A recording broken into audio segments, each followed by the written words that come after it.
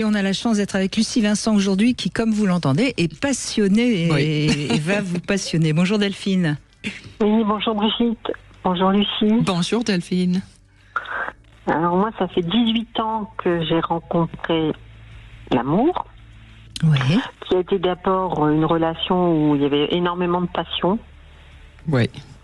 Parce qu'on n'a pas vécu tout de suite ensemble puisqu'on était de régions différentes. Moi dans le nord et lui dans le sud. Mm-hmm. Séparés tous les deux avec 3 enfants chacun. Ah.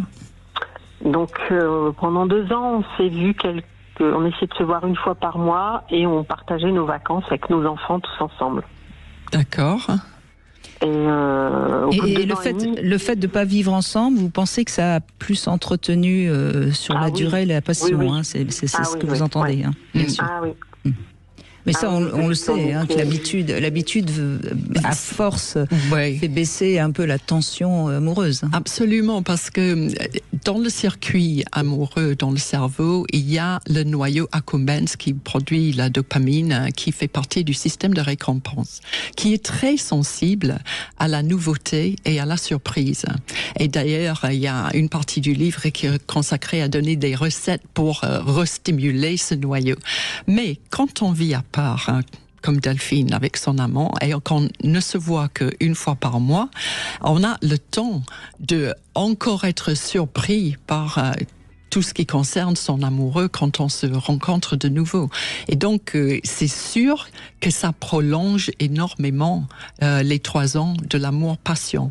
Mais est-ce que vous allez nous raconter que c'est fini maintenant, Delphine, ou pas? Non, pas du tout. C'est justement le sujet, l'amour-passion et l'amour après. Moi, je me reconnais bien là-dedans. Enfin, ma relation, on a vécu, oui, en effet, séparés pendant un peu plus de 2 ans, où on avait cette excitation de se retrouver. Puis il y a le rêve, l'imagination, hein, le fait d'attendre l'autre. Et après, quand on a décidé de vivre ensemble, après, il y avait quand même une crainte, puisque là, c'était de vivre ensemble, c'est-à-dire se voir au quotidien, partager le quotidien, créer des routines, et on était anti-routine tous les deux, donc c'est vrai qu'il y avait une peur quand même de savoir si on allait savoir vivre ensemble. Et alors, qu'est-ce qui s'est passé? Eh bien écoutez, ça a été un réel plaisir. Donc c'est toujours un réel plaisir, n'utilisez pas l'imparfait. Oui. Et ça fait combien de temps que ça dure? Ça fait 15 ans que... plus de 15 ans maintenant. Que vous vivez carrément ensemble. Qu'on vit ensemble, voilà. Ah, mais c'est formidable. On s'est mariés au bout de 5 ans. On se connaissait, ça faisait 5 ans, on a décidé de se marier. Donc là aussi, moi mon premier mariage, j'ai pas eu un beau mariage. Donc j'avais vraiment envie d'avoir un beau mariage. J'avais plus de 40 ans, hein, mais voilà, j'ai eu un très beau mariage. Mais vous avez le droit quand même, hein, ne vous excusez pas. Oui, mais il y a des gens, vous savez, il y a des gens qui vont trouver ça absurde. Non, pourquoi faire un grand mariage à 40 ans, d'avoir une belle robe. Moi, c'était mon rêve de petite fille, et puis je l'ai réalisé à 40 ans, voilà. Mieux vaut tard que jamais. Hein. Voilà, et puis c'est pas du tout... avec mon époux, on en rigole, on aimerait encore... des fois, on plaisante, on dit, et si on se remariait? Maintenant, j'ai 54 ans... Il y a 61. Mais c'est très à la mode aux États-Unis. Si vous avez besoin d'une excuse pour pouvoir le faire, vous dites on fait ça beaucoup aux États-Unis, même en Angleterre, on va renouveler ses vœux. Pour pourquoi pas quand vous serez depuis 20 ans ensemble, c'est-à-dire dans 2 ans, hein, si j'ai fait le bon calcul, vous pourriez à ce moment-là refaire des noces au bout de 20 ans. Je sais plus ce que c'est comme noces, mais et à ce moment-là, vous faites une grande cérémonie avec vos amis et vous refaites une jolie robe. Pourquoi pas Alors à nos 10 ans de mariage, j'ai vous voyez, je vous connais. Dans la robe, c'était un peu dur. Non, mais vous en faites une autre de robe. Ah oui. Mais c'est vrai que c'est...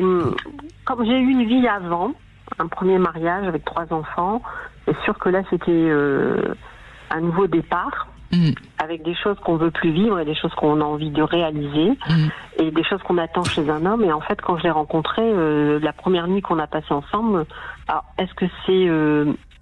Enfin, je ne sais pas comment vous avez interprété, Lucie, mais dès qu'il m'a touchée, je me suis dit, et je lui ai dit, de toute façon, je ne veux plus qu'un autre homme que toi me touche.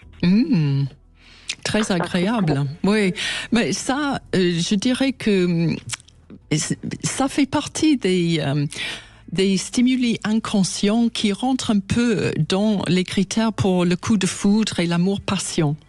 Et c'est une chance que se toucher et cette reconnaissance du bien-être corporel à côté de lui vous a donné envie de l'explorer davantage. Je pense que vous avez passé du temps, comme vous vous êtes vu qu'une fois par mois, l'autre est resté une curiosité pendant quelque temps, et vous avez sûrement passé du temps aussi, en plus d'avoir ces effets physiques, à explorer le cerveau de l'autre, à comprendre qui il est et de mieux le connaître. Ce n'est pas vrai, ça? Ah oui. Bon, comme j'avais 3 enfants, j'avais envie de refaire ma vie, mais pas avec n'importe qui. Je voulais un homme papa poule. Mais oui. Et quand j'ai pu l'observer, lui, avec ses enfants... Mais c'est ce que j'allais vous dire. Oui, parce que le fait d'avoir des enfants, c'est vraiment une révélation énorme. Quand on voit quelqu'un d'autre, un autre adulte, se comporter avec nos enfants, eh bien, il y a plein de facteurs qu'on peut juger. Hein. La patience, l'implication, la gentillesse, mais l'intelligence tout simplement dans la façon de faire, et puis l'empathie envers des enfants. On a tout de suite ouverture sur toute une gamme de qualités qu'on ne voit pas forcément chez quelqu'un. Oui, vous voulez dire en fait, Lucie Vincent, que Delphine a scanné, si je puis dire, son partenaire pour voir s'il pouvait, si elle pouvait accepter de vivre avec lui. Oui. Parce que c'était essentiel, évidemment, qu'il se comporte bien avec ses enfants. Mais exactement, et sur des facteurs autres que ce qui rentre en jeu sur le coup de foudre. En fait, mais on ne se rend pas compte qu'on est en train de faire ça, mais bien sûr, on le fait tout le temps. Alors, avec tout le monde. Bien sûr, il y a le côté raisonnable chez Delphine, qui s'est dit oui, ça ira, etc. Mais je suis sûre que de manière très intuitive, instantanée, ça a dû se faire très inconsciemment. Mais ça se fait inconsciemment, mais on le fait tout le temps. Parce que nous avons tous un cerveau individuel. On a besoin, en tant qu'espèce, de communiquer beaucoup avec les autres pour joindre nos compétences, parce que nous sommes différents. Et donc, notre cerveau social est très, très développé, il fonctionne beaucoup, et nous révèle beaucoup de choses sur l'autre tout le temps, en permanence. Quand on a un instinct, comme vous dites, c'est parce qu'on a capté beaucoup d'informations sur sa façon de parler, d'agir avec les autres, de rire, etc.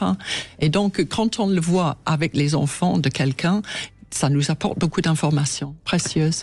Eh bien, merci. En tout cas, Delphine, on comprend bien déjà, grâce à votre témoignage, tout ce qui se passe dans notre cerveau. Et on continue, bien sûr, avec Lucie Vincent. Mais dans un instant, un love conseil auquel Lucie Vincent va répondre également. Pourquoi c'est si douloureux d'être trompé ?